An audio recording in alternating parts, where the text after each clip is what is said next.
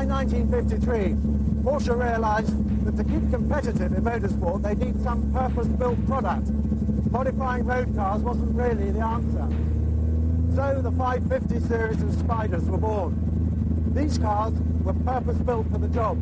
They had special racing chassis, special bodies made of aluminium, special four-cam racing engines, special gearboxes. And of course, Porsche were in the business of selling their product to their customers. As soon as they got the product developed, they went off and sold it. And they were sent out all over the world.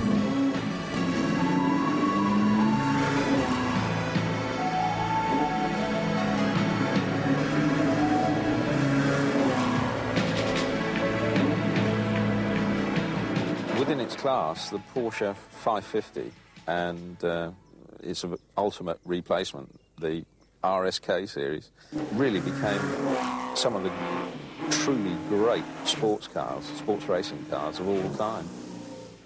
They were light, they were nimble, they were incredibly agile, and certainly with the RSK, they were remarkably powerful relative to their weight.